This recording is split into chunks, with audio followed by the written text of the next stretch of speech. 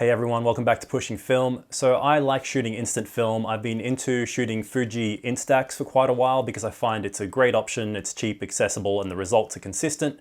However, I've always wanted to shoot instant film inside of a proper camera with the proper lens. The lenses on these are usually plastic, you don't have much control, and I always thought it would be cool to be able to expose the Instax film inside another camera like a medium format camera. And I know there are some options out there or special backs you can get to load Instax film and shoot it inside of another medium format camera, but those tend to be expensive, and I always thought it would be cool to just try and find a casual way to do it. Now, if you wanted to go down the proper path of buying an actual back for a medium format camera or getting a specialized camera that shoots instant film like the one from Mint, that's well worth it, I still find, if you're going to use it regularly. So the method I'm going to show you today is for more of a fun, casual use type scenario, just a bit of experimentation, and it's great if you already have an Instax camera and a Pentax 6.7.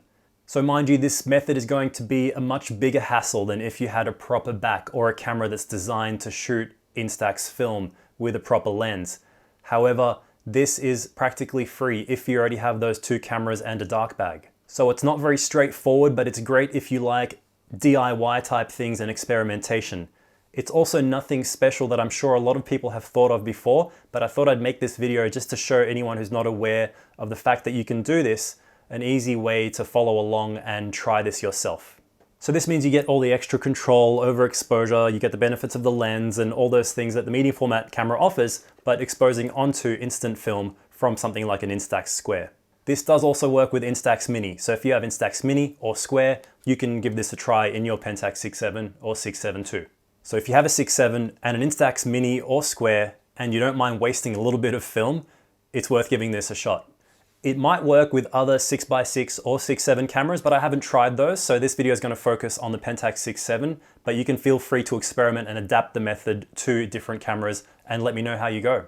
So what you do is with both cameras in the dark bag, transfer a fresh piece of Instax film and line it up inside of the Pentax 6.7 so that you expose it as you would a normal piece of film. Fujifilm Instax is 800 ISO, so you would treat it as such. I find that giving plus or minus 100 or 200 ISO might be worth trying, depending on the shutter speed accuracy of your camera and your light meter accuracy, but 800 is a good starting point.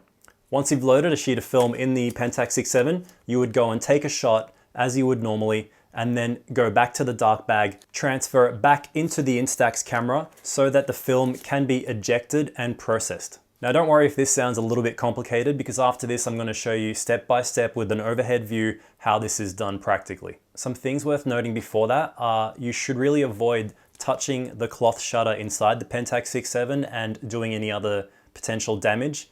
This is something that might cause some kind of extra wear and the small risk of damage to your camera, so do that at your own responsibility. I've never had any issues with it, but that might not apply to you. Another thing worth knowing from the get-go is that the side of the Instax film that gets exposed is actually the back of it. This is the part that would face the lens inside the camera and get exposed, and then the positive actually develops and prints on the other side. I'll elaborate more on this in the step-by-step, but also keep that in mind as you go into this next part of the video. Okay, so these are the items you'll need. First of all, you will need to have a changing bag and the medium format camera. In this case, it's the Pentax 6.7, which is the only camera I know it works on, but if you have a similar camera, it may work. I'm just not too sure. So as far as this demo goes, it's going to be about the Pentax 6.7.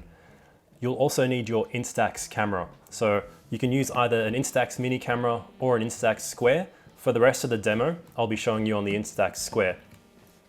Now, the first thing you need to do is be able to cock the shutter on the Pentax 6.7, because otherwise you can't really fire the camera or cock the shutter by default. And obviously make sure you have an empty camera. So to cock the shutter, if you don't already know the trick, it's quite simple. You need to open the door of the camera enough to about there, and then you need to press your finger into this little notched part of the film counter here and rotate it until you can get it past the number 5. So if you just really press down, make sure you're up to about number 5 there, and then you close the door again. So you make sure it's closed while you're still holding that down, latch it closed and keep holding it, and then advance the shutter now, and you'll see it actually allows you to cock the shutter and you can let go. What this does is enables you to fire the camera and cock the shutter again if you want to do multiple exposures, as many times as you want. You can even open the door again and it will still remain cocked, but if you shoot it while the door is open, that will reset the counter. So you'll know it's worked if you're able to cock the shutter and you see the counter just stay up to where you twisted it. Okay guys, so after you've cocked the shutter, the next things you want to do to make life a little bit easier are take the lens off the camera. As long as you don't have any light leaks in the shutter, that should be fine to do. It just makes it a bit easier to work inside the bag. Also, open the door first. So you want to have the door open, the shutter cocked, and the lens off. Then you want to grab your Instax camera and put it all into the dark bag. So for the sake of this demonstration, I'll be showing you everything outside of the dark bag. But I'll put it here to show steps where it means you're working in the bag. Okay, so once you're in the bag, I like to lay out the camera down here and the Instax camera up there, and I'll have my door open already, so I'm working in the dark. And then what you want to do, now I'm going to open up the Instax camera, and mind you, this is an empty cartridge, but what's inside your camera will be the same, whether it's an Instax Square or an Instax Mini. So what you're actually trying to do in the dark is pull out this cartridge and pull out a fresh piece of film to transfer here to the Pentax. So I've got some rubbish shots here to show you how this is going to work. And I'm going to load them into the cartridge the way they would be if you had a fresh pack of film. So what you'd be doing is opening this up in the dark. I like to tilt this up a little bit, pull out a fresh piece of film. All you need to do is press down and pull up the film. Now it's important that you make sure that you remember the orientation of the film. Don't twist it around. Make sure you know which side was facing the lens, because that side needs to face the lens again inside the Pentax. So I pulled it out from there and I'm going to lay it out on the shutter plane of the Pentax 6.7. Okay, now the trickiest part of this, especially working inside the dark bag, is aligning this piece of film to sit securely on top of the shutter plane there to be able to close the door again. You don't want it to go down too far or too high.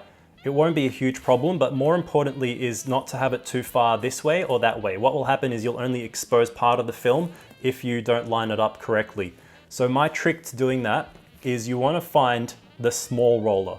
This is the big roller, this is the small one. So what I like to do is place the film down and align it so that the small roller is just under this white border here. So I put my thumb over it and I feel around until I know that that white strip is just sitting on the small roller and that it's fairly centered. Just by doing a quick check up and down, I'll leave it somewhere around the center. You don't have to be spot on, but most importantly, you want to be able to close the door after this step.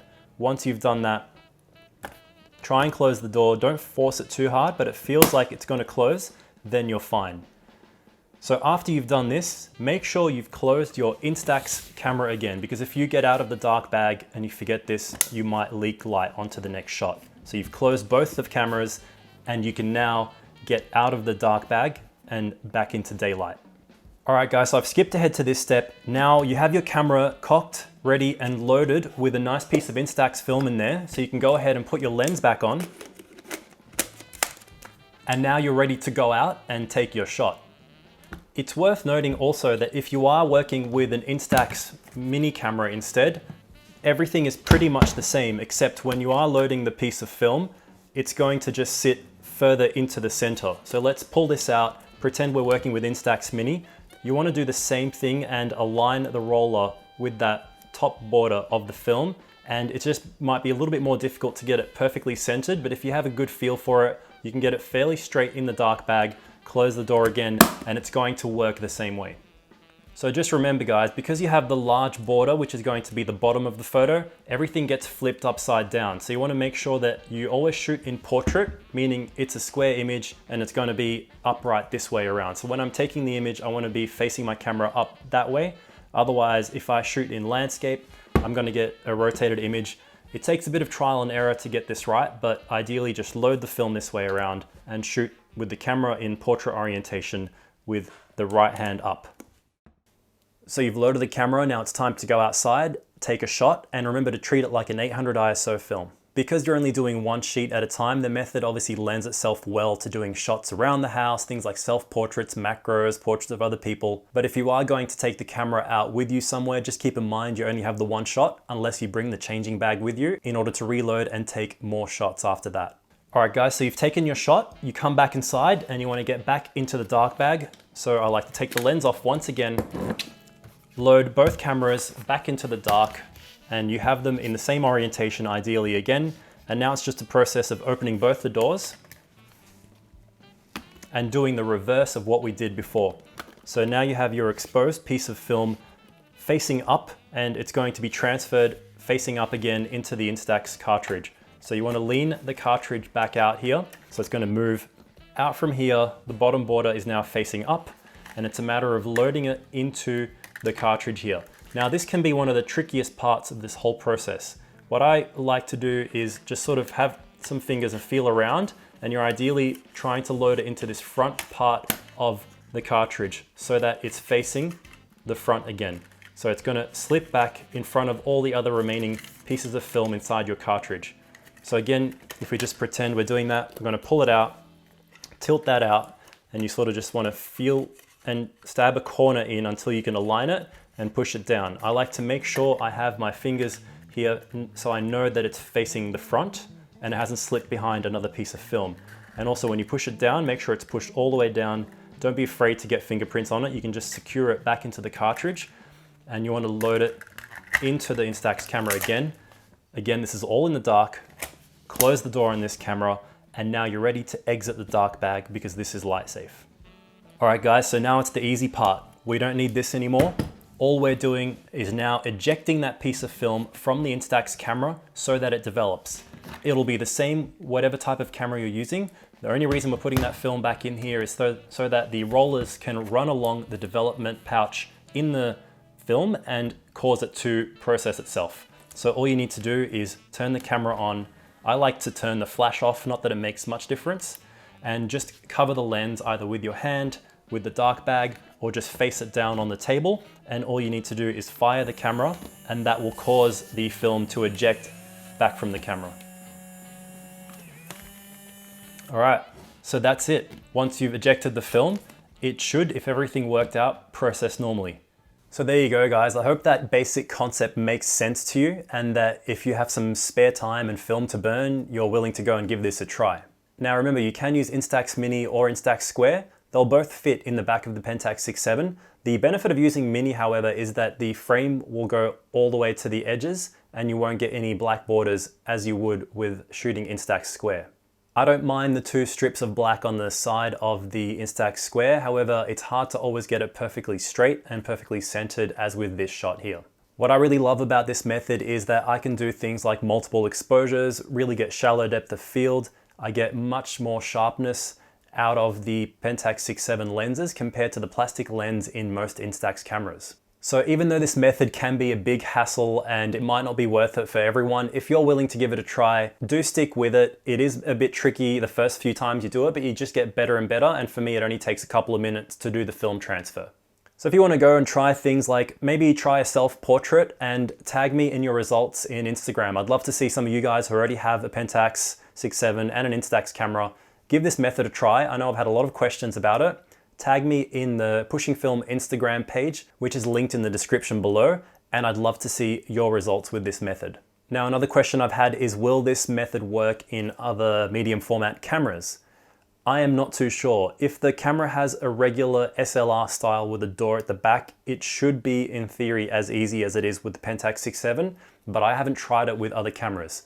If you've had success doing this with other cameras like maybe the Mamiya 7 or Makina 6.7 or anything similar to that, please let me know or just mention it down in the comments so that everyone else knows what's worked for you and what hasn't. I have actually been able to shoot the Instax Mini film in my Pentax 645, which pretty much follows along the same method except using the insert to push the film into the shutter plane of the Pentax 645. The results do leave more of a border even on the Instax Mini when shooting it through that camera, but they do come out really good, and I'm even thinking of maybe doing a video on that if enough people request it. So there you go guys, that's it. That's shooting Instax film in your Pentax 6.7. And remember to share your results, tag us on Instagram, and subscribe to the channel if you haven't already, and I'll see you on the next episode of Pushing Film.